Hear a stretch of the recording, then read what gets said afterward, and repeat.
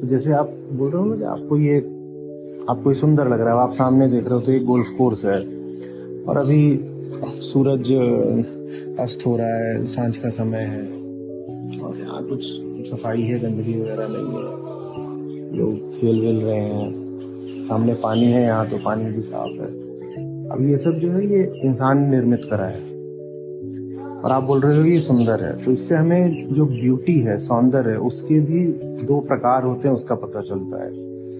देखो, आप इसको सौंदर्य बोलते हो, वो अब प्राकृतिक ही होता है। आप प्रकृति को लेकर सौंदर्य की बात करते हो, तो जैसे आप सुंदर बोल देते हो हिमालय की चोटी को, वो भी प्रकृति के अंतर्गत है। और आप सुंदर बोल देते हो एक खूबसूरत बिल्डिंग को या एक खूबसूरत कविता को, या किसी ने बहुत अच्छा शॉट मारा, आप उसको भी बोल देते हो। पर वो सब भी प्रकृति है, क्योंकि मनुष्य ही प्रकृति है। तो मनुष्य ने अगर कुछ रचा है, करा है या कहा है, तो वो भी प्रकृति ही है।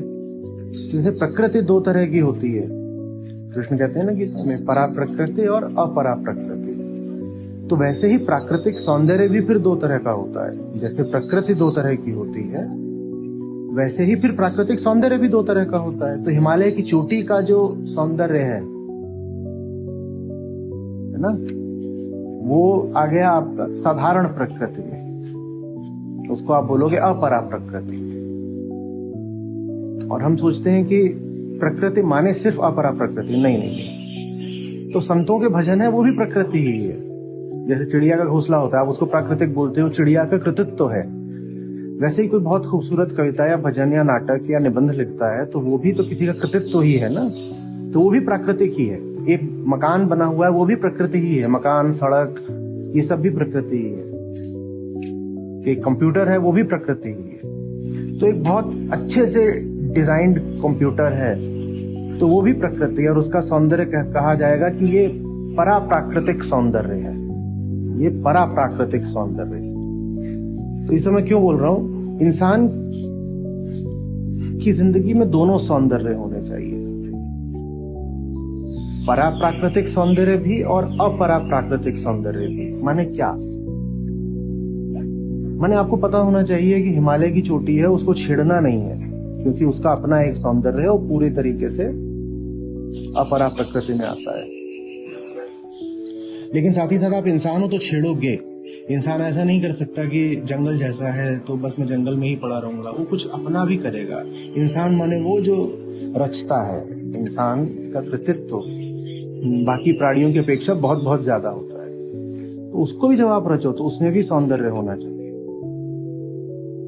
और अगर उसमें सौंदर्य नहीं है और आप कह रहे हो सौंदर्य के लिए तो मुझे बस जंगल जाना पड़ता है, पहाड़ जाना पड़ता है, झरने में सौंदर्य है, या किसी इंसान की प्राकृतिक खूबसूरती में सौंदर्य है, तो फिर ये सवाल उठता है कि आपके कृतित्व में, माने आपके काम में सौंदर्य क्यों नहीं है?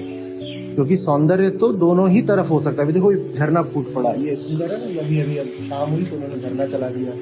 ये प्राकृतिक झरना नहीं है, जो साधारण अर्थ होता है प्रकृति का, उस अर्थ में ये प्राकृतिक नहीं है।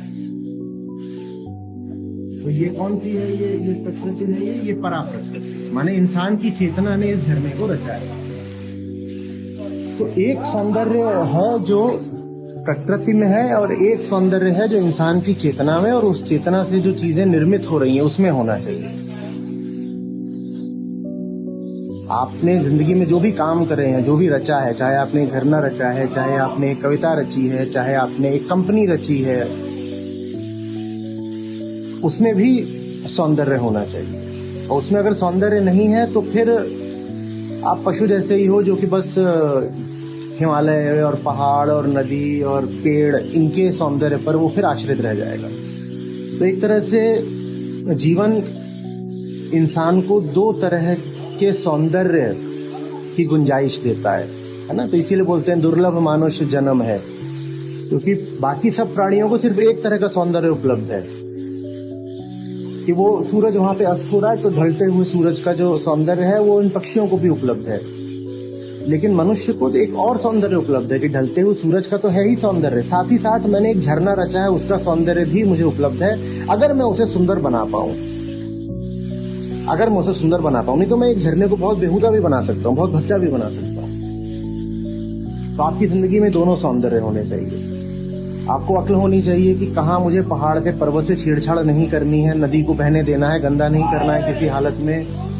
पशु पक्षी हैं, उनको मुझे सताना नहीं है, छेड़ना नहीं है, उनका अपना एक सौंदर्य है, उसे छेड़ो मत।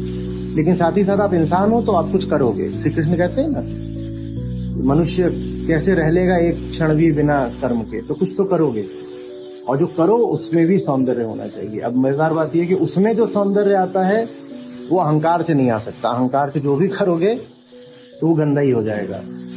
तो जो परा प्राकृतिक सौंदर्य है, माने जो मनुष्य की चेतना से जो सौंदर्य फिर उद्भूत होता है, वो तभी आ सकता है जब उस चेतना के केंद्र में अहंकार कम से कम।